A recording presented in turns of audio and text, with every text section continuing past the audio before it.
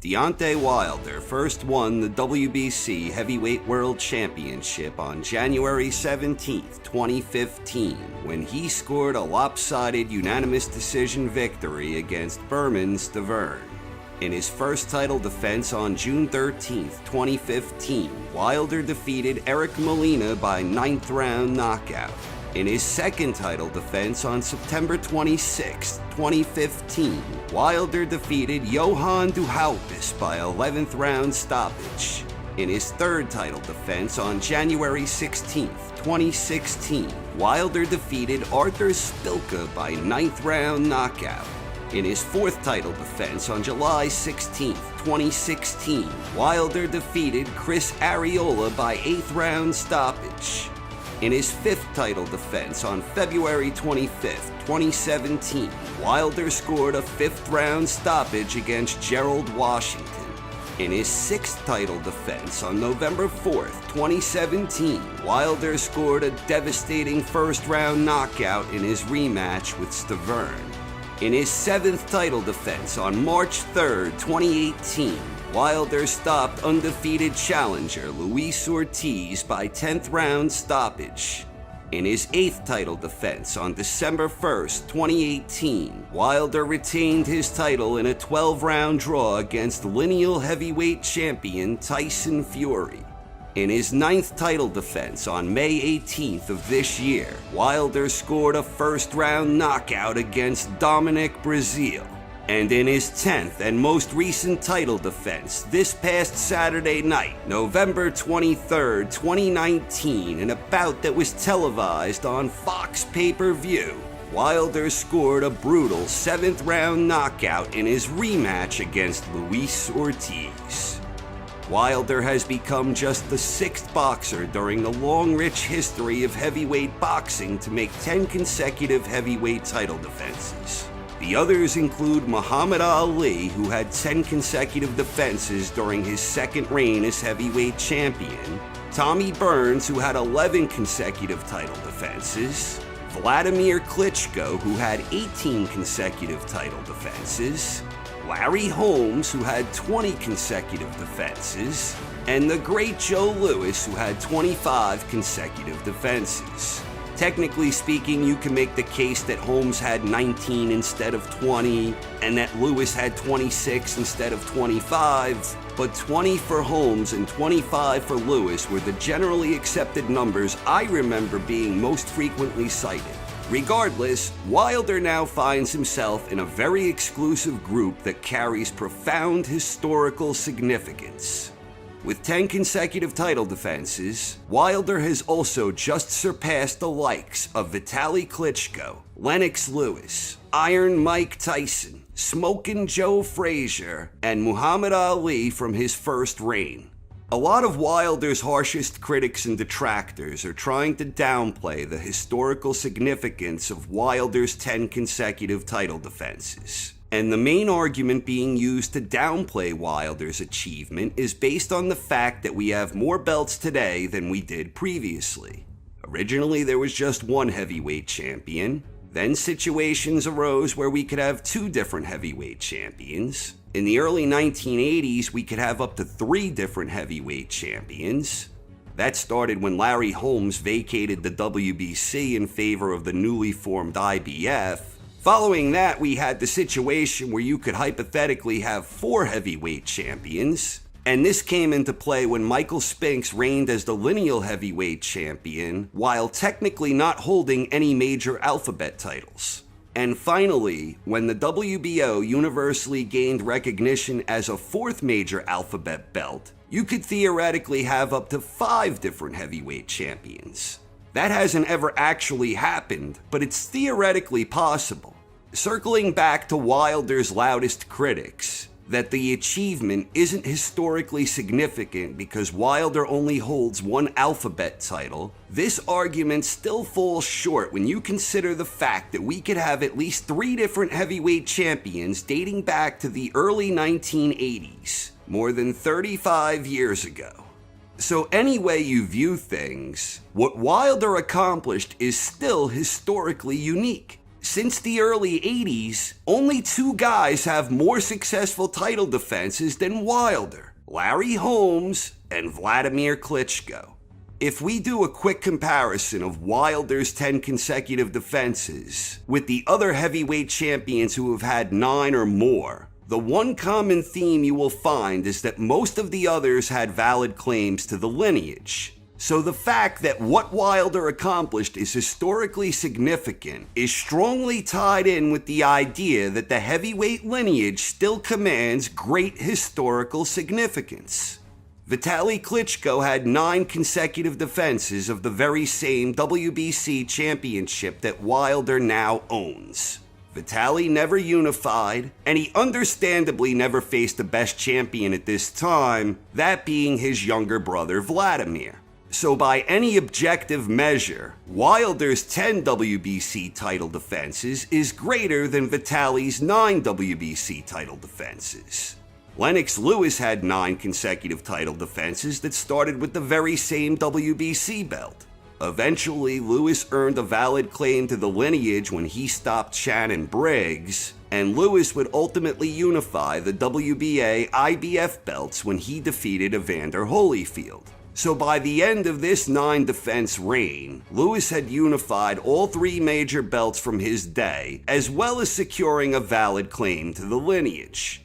Mike Tyson had 9 consecutive title defenses, and once again, this started with the WBC. Tyson unified the WBA and ultimately the IBF, and he ultimately earned a valid claim to the lineage when he defeated Michael Spinks. So like Lennox, by the end of Tyson's 9-defense reign, Iron Mike had unified all 3 major belts from his day and also established a valid claim to the lineage.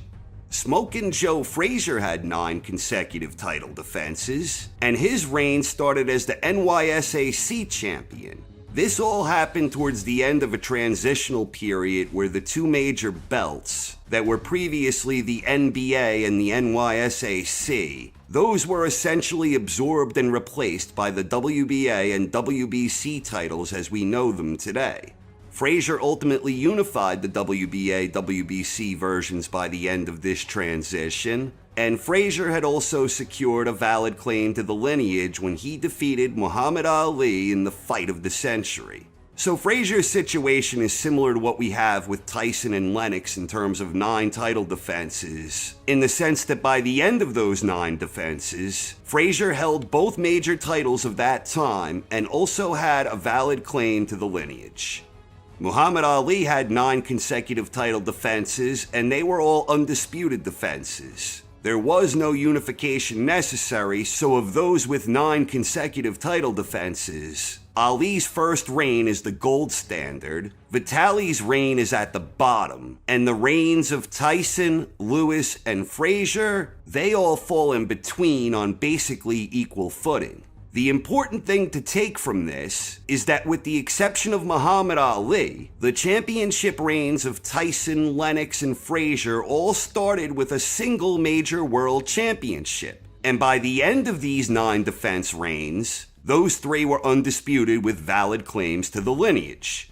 Right now, Wilder's 10 consecutive title defenses technically tie him with the second reign of Muhammad Ali. But Ali was undisputed with a valid claim to the lineage throughout that reign, so objectively speaking, Ali's reign definitely carries more weight here. The same can be said of Tommy Burns. All 11 of his consecutive title defenses happened when there was only one champion. So in the event Wilder gets to 11 consecutive title defenses, Tommy Burns objectively has a better claim. It's also worth noting that you can make the case Burns had 13 defenses, but 2 of those victories from the same night are generally accepted as exhibition bouts despite newspaper billings.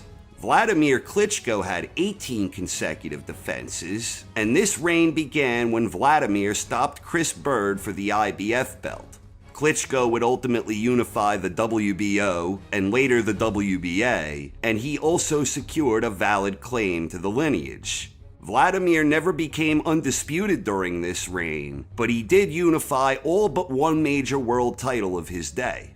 Larry Holmes had 20 consecutive title defenses. The Eastern Assassin started as the WBC champion, and he ultimately earned his claim to the lineage beyond reproach when he defeated Muhammad Ali. Holmes ultimately vacated the WBC when he was crowned champion by the newly formed IBF. So technically speaking, Holmes never unified any of the major titles of his day, but he did earn a legitimate claim to the lineage during that span. And of course, Joe Louis is the gold standard here. Louis had 25 consecutive title defenses back in the good old days when there was only one heavyweight world champion, exactly as it should be. Why am I going through all of this? Because I believe this bit of history does two important things. One, it highlights the importance of the lineal champion in the context of heavyweight history.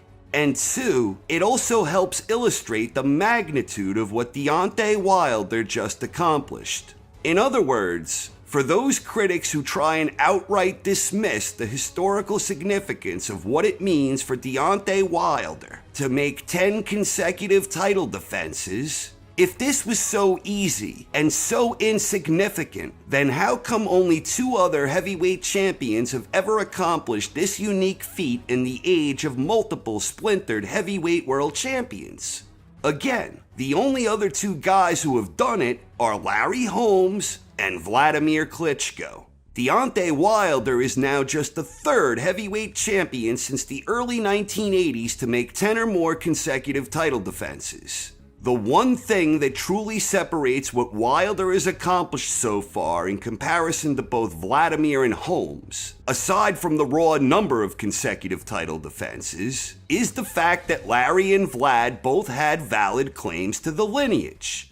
Like Wilder, both Holmes and Vladimir started their reigns with just one major world title before earning lineal recognition. This is why the lineal heavyweight championship is still historically significant. Fury detractors always try downplaying his status as lineal heavyweight champion, but in this day and age where we have splintered alphabet soup, the lineage is the only way we can truly trace a path back to the days when there was just one heavyweight world champion. And in the heavyweight division, this is especially important because it's boxing's marquee division, and heavyweights are less apt to switch divisions where things are much easier to trace. This is the main reason it is so important that Deontay Wilder and Tyson Fury have a rematch to settle their unfinished business. For Deontay Wilder, if he can defeat Tyson Fury, he will have a valid claim to the lineage, which will inherently amplify the magnitude of his historic feat of 10 or more consecutive title defenses. That alone will put him on solid grounding with both Larry Holmes and Vladimir Klitschko.